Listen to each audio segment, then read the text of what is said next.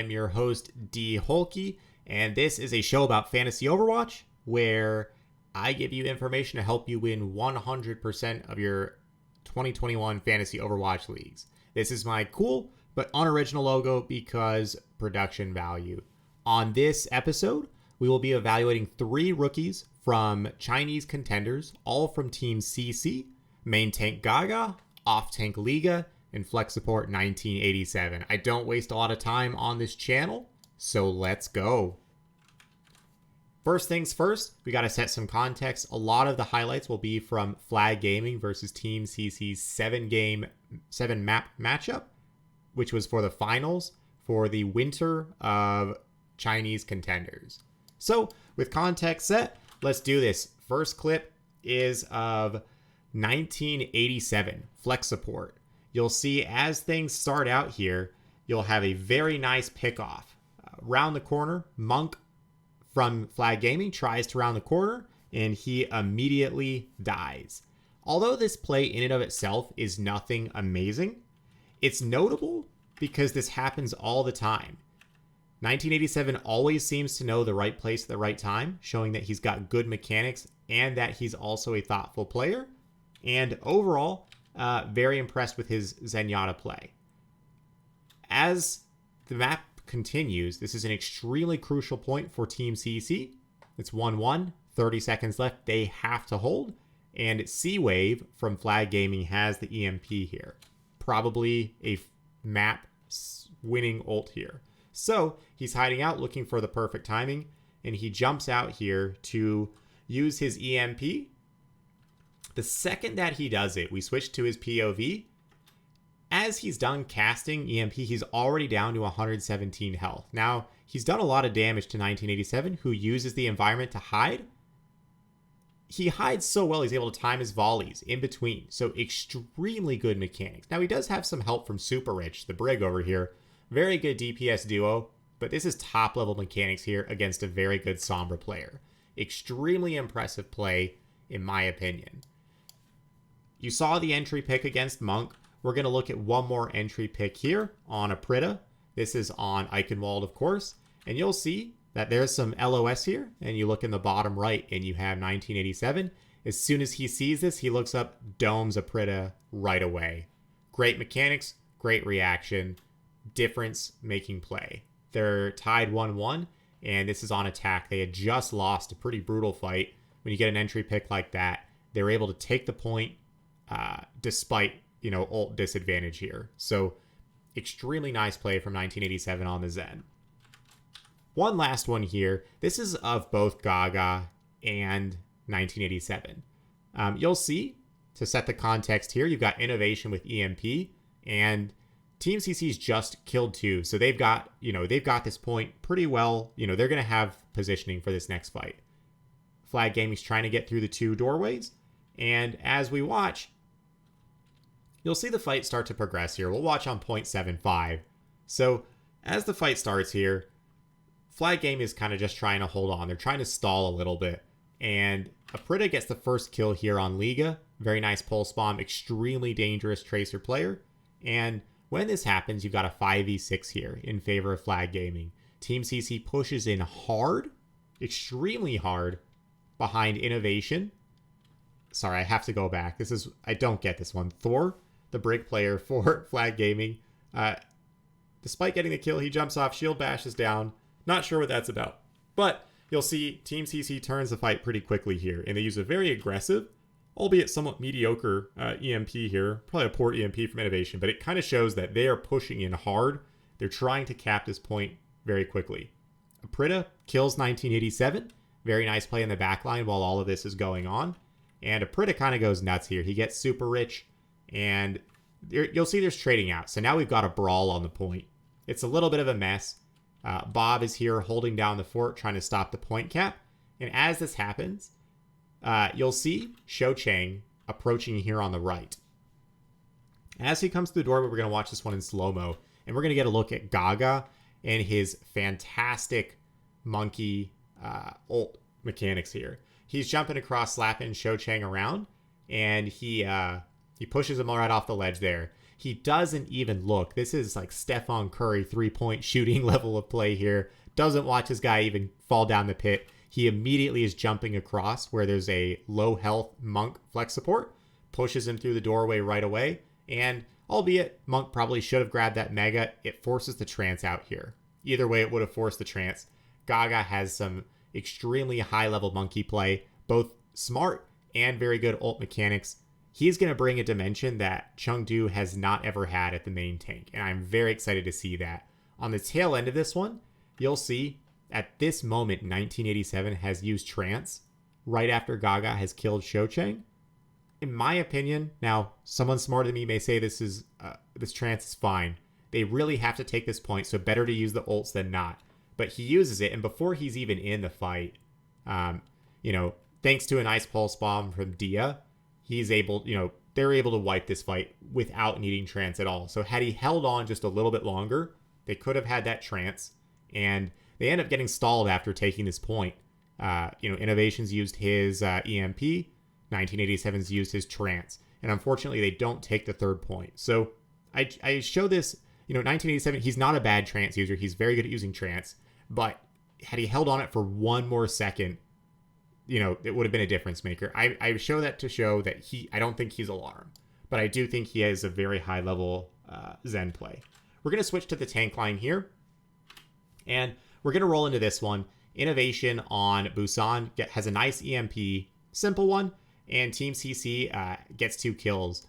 Gaga is on ball. He is a very good ball, and he pushes in a little bit too aggressively here, but it's an interesting play because he's willing to push the limits, and he's ball, he can rejoin. So we'll push through this fight. Since Flag Gaming has now a 5v6 advantage, they're going to push in pretty hard behind 800 here, their own ball player.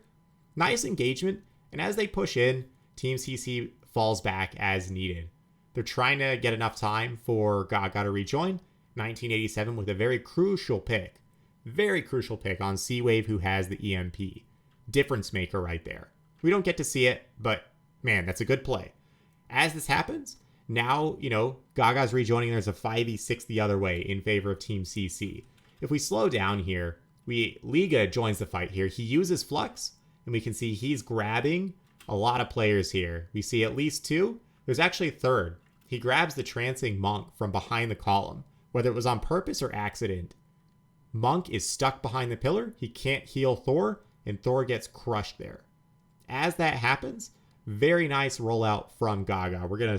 A lot happens here. We're going to watch this one more time. So as the Flux comes down, you can see Gaga's already rolling in, bowling ball style here, and it literally looks like a bunch of bowling pins.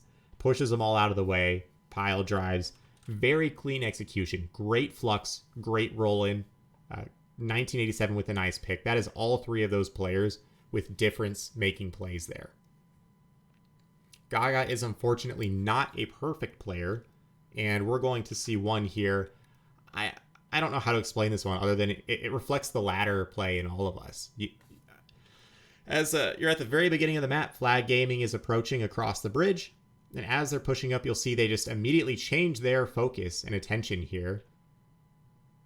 I can't explain this one. I watched this clip 10 times trying to get the right POV to see what happened. Gaga's out of position. He's so out of position that Thor is able to get the shield bash on him, and then Monk just discords and deletes him. So, unfortunately, Gaga isn't perfect. This isn't really a mechanics thing. I think it just has to be a focus thing. He's not a perfect player, but like I said before, he is bringing another dimension to the Hunters. It's unfortunate that we're never going to see Gaga against Ameng in the ball versus ball matchup, but Gaga has a very good monkey. In Season 1 Contenders, they were also the best team, and he was running the Orisa extremely well there. I'm not sure about his Reinhardt, but I have to believe that he's the full package, knowing he's got the Orisa and the monkey play.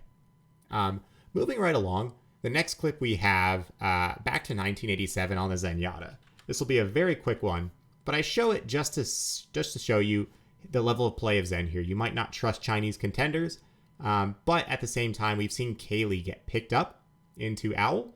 Kaylee, it's very hard to see, but he's up in the top left here. 1987 is approaching from the top right. Team CC is taking advantage. Yahoo goes down, and 1987 is getting pinned down from a few shots. His health is a little bit low, And then you see the volleys go across and Kaylee goes down. So not much to show there other than he is fragging at the top level of Chinese Contenders. I'm going to go even further here. We're going to see him off the Zenyatta. He's often comfort picking the Ana play, his best hero there. And we'll see Winter, who's a very good Echo player. We're going to watch this one in slow motion. Very good job here that Winter does. Shooting, taking 1987 down to low health. You'll see 1987's down at about half health, pinned down. And he hides, otherwise he's in some serious trouble here. Team CC has a very, very nice dive. You see the Sombra come in. You see the Monkey come in. Liga comes in on the Diva as well. And even watching at 0.5 speed, he dies so quickly here despite getting heals. We're going to go back and watch this once more in even slower motion. You see his health start to trickle down just a little bit, and then it spikes down right there. That's shot number 1 from 1987. The health, back and forth with the Diva, with the Sombra on him, jumps down again right here, and 1987 gets that killing blow. So 2 shots in a row, despite being at low health, without the help of a very nice coordinated dive from Liga and from Innovation, that kill wouldn't have happened. But extremely nice shots there from 1987, 2-tapping, helping get the kill. Not only that, but we've also got some Kareev-like sleep darts. We'll go through this one at full speed until we see 1987 at the doorway. You'll see Dia approaching from the side with the pulse bomb.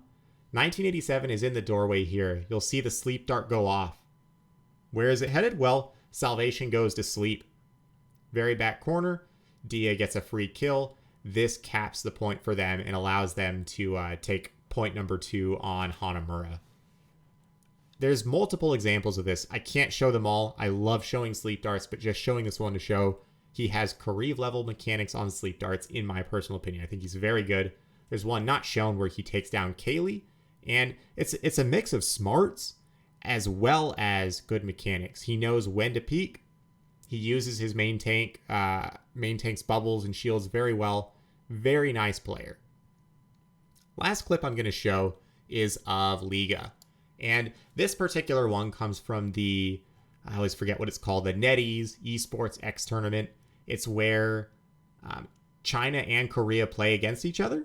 And I show this one because Liga, he did struggle in that match against Flag Gaming, against Shoucheng, the off-tank for Flag Gaming. But here we see Team CC actually beats Runaway right after Runaway beats WGS Phoenix. So this is a friendly matchup. Runaway doesn't have Mag. They don't have their full lineup, so don't take it too seriously. But it's still something to look at. So if we pull in this play here, I apologize for the low quality. This is on Bilibili, where you're limited to 480p. Feels like you're back in 2008, 2009. But you'll see here that there's a strong push coming in from red Team CC. Liga's here, the red Sigma, and you'll see they've already set up a lamp here. There's a rock here that nearly hits FaZe, but Liga pushes in behind his barrier very well, first confirms the kill on FaZe. The fight continues on. Revenge uses his trance, and you have a lot of trading happening here in the top right. This is a very scrappy fight, and it's really anyone's game. As the fight progresses, though, we'll see a very nice play from Liga. So we have Merritt in the back trying to get a pick, and if we pause here, we see he's losing his line of sight just a little bit, and Liga is about to charge his Flux. As he gets to the last 100%, he uses it very quickly here, and he pins down and picks up FaZe. He's going to be able to confirm the kill on FaZe, and we're going to watch this at full speed because it's hilarious. Merritt is here in the back. Oh my gosh, there's Liga right there. Orbs to the face. He takes him down. I have to go back and watch this. I had to watch this one several times because it scared me. So he gets the Flux. I'm going to go down to 0.5 speed here. And, Merritt takes cover back here, thinking all is good. He even gets they get a couple nice kills here. And he thinks he's got time. He is really not expecting Liga to be here. Liga Flux from behind the barrel. He didn't have vision. Liga knew, though, not only is it a good Flux to confirm the kill, but he knew the kill was confirmed as soon as he used it. So he pushed forward right away and took position and actually helps get the kill here on Merritt, too. So overall, very, very nice play. I'm impressed. So I would go back and find my logo to show it at the end here. I think I've lost it, but it's all right. That's all I have to show here. Quick fantasy implications. First, Gaga is going to bring a whole other dimension to Chengdu that could make them highly competitive. He's not worth owning in fantasy, as our main tanks aren't extremely valuable, but he could bring up the whole rest of the team. 1987, now known as Farway1987, he's going to be like top 8 flex support or so. Of the entire Chengdu lineup, that's the only spot where they didn't build in redundancy in their lineup at the flex support position. They trust this guy. Liga, he is on the Spark and he's splitting time with Bernard. That is going to be a very tricky scenario throughout the whole year because Liga is good enough to challenge Bernard for playtime. I have no idea how that one works out over the course of the season. I can promise you for fantasy it will be a headache, but both players are extremely solid. Thanks for tuning in. That's all I've got for you. Please subscribe or don't. No hard feelings either way. Have a good one.